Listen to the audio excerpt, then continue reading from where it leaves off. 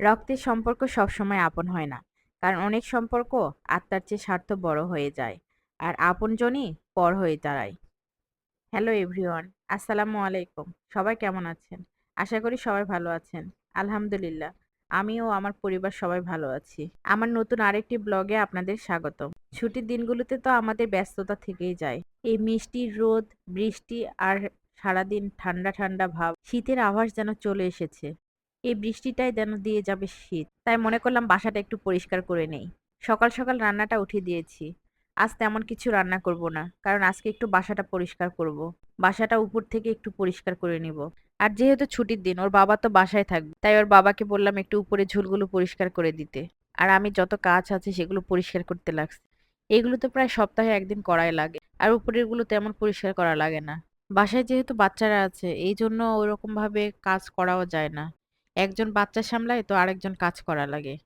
তাই আমি ওর বাবাকে বললাম যে আমি একটু পরিষ্কারটা করে নিই, তারপরে তুমি একটু ঝোলটা ঝেড়ে দাও। ২টা বাচ্চা নিয়ে যেহেতু বাসায় একাই থাকি, এইজন্য অনেকটা কাজে সাহায্য করে। তাই মনে করলাম সকাল আর দুপুরের একবারে তরকারিটা রান্না করে ফেলি। বাড়ি থেকে কিছু পিঠা নিয়ে আসছে, তাই মনে করলাম পিঠাগুলো সকালে খেলে তাহলে একটু পেটটা ভরা থাকবে। আর প্রত্যেক দিনের মতো কাপড় তো বাসায় আছে। এরপর যত কাপড় ছিল সব পরিষ্কার করে ছাদে নিয়ে যাব। যেহেতু রোদটা বেশি নাই, তাই মনে করলাম ছাদে দিলে কাপড়টা একটু তাড়াতাড়ি শুকাবে। আর একা তো ছাদে যাওয়া যায় না, সঙ্গপাঙ্গ সঙ্গে নিয়ে যেতে হয়। আজ আকাশটা কিন্তু দেখতে খুব ভালো লাগছিল। নীল আকাশ আর সাদা মেঘের খেলা। আবহাওয়াটাও কিন্তু অনেক সুন্দর। আমাদের ছাদ থেকে শহরটা কিন্তু দেখতে বেশ ভালো লাগে। শুধু ছাদ না, আসলে আমার মনে হয় রাজশাহী শহরটা অনেক সুন্দর। নিজের শহর বলে বলছি না, আসলে সত্যি অনেক সুন্দর। আপনারা যারা দূর থেকে আমার ভিডিও দেখছেন তারা অবশ্যই আসতে পারেন। একবার হলেও দেখতে পারেন রাজশাহী শহর। বাসা থেকে কিছু পোলা নিয়ে এসেছিল। এটা হচ্ছে মাছের পোলা। আমাদের উত্তরবঙ্গে এই পোলাটা একটু প্রচলন আছে। আর সাথে কিছু গরুর মাংস আর ছোট মাছের চচ্চড়ি রান্না করছিলাম। আর এর সাথে ছিল মুরগির রোস্ট আর সাদা ভাত।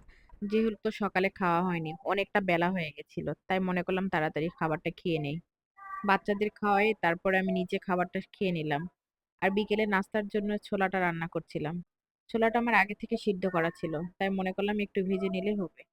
রান্নাঘর তো প্রত্যেকদিনই পরিষ্কার করা হয়, কিন্তু ট্রেটা আসলে পরিষ্কার করা হয় না। তাই মনে করলাম সপ্তাহে একদিন অন্তপক্ষে ট্রেটা যদি পরিষ্কার করি তাহলে তেল চিটচিটে ভাবটা থাকবে না। আর আর্টিফিশিয়াল ফুলের গাছটাতে একটু পানি দিয়ে রোদে দিয়েছিলাম। এই তো রান্নাঘরটা একটু মোটামুটি পরিষ্কার করে নিলাম। আজ বাসার নিচে ওয়াজ মাহফিল হচ্ছিল। এই জন্য ভয়েসটা দিতে আমার অনেকটা সমস্যা হচ্ছিল। কিন্তু কি করব, কালকে আমি ভিডিও দেইনি, তাই মনে করলাম আজকে যদি না দেই তাহলে আপনাদেরকে অনেকটা মিস করা হবে। সকাল থেকে গাছগুলোতে পানি দেওয়া হয়নি, তাই মনে করলাম একটু গাছগুলোতে পানি দিয়ে নেই। এগুলো আমার শখের বশে লাগানো। শীতের সকালে রসুনের পাতা দিয়ে ভাতটা মাখালে কিন্তু অনেক মজা হয়, আপনারা খেয়ে দেখবেন। দুপুরে ওরা বাবা ছেলে কাপড়গুলো ছাদ থেকে উঠানোর পরে এরকম করে নিয়ে আসছে। আর আমাকে ওরা, আমার ছেলে বলছে দেখো আম্মু কি বানাইছি। বাবুদের ঘুমিয়ে একটু চাটা খেয়ে নিলাম। আর কিছু বাজার করার ছিল, এই জন্য একটু বাহিরে গেলাম। রক্তের সম্পর্ক মানে সবসময় ভালোবাসা আর ভরসার প্রতীক, এমনটা অনেকে মনে করেন। কিন্তু বাস্তবতা অনেক সময় তার চেয়ে আলাদা। রক্তের সম্পর্কের টান যেমন গভীর, তেমনি তা যদি ভেঙে যায় তাহলে তার যন্ত্রণাও সবচেয়ে বেশি। রক্তের সম্পর্ক ছাড়াও বন্ধুত্ব, ভালোবাসা ও কিছু পেশাগত সম্পর্কের মতো অনেক গভীর ও গুরুত্বপূর্ণ সম্পর্ক গড়ে উঠতে পারে, যা আত্মার আত্মীয়ের মতো মনে হয়। এই সম্পর্কগুলো পারস্পরিক বোঝাপড়া, বিশ্বাস ও ভালোবাসার উপর ভিত্তি করে তৈরি হয় এবং রক্ত সম্পর্কের চেয়েও অনেক বেশি সময় শক্তিশালী হয়ে থাকে।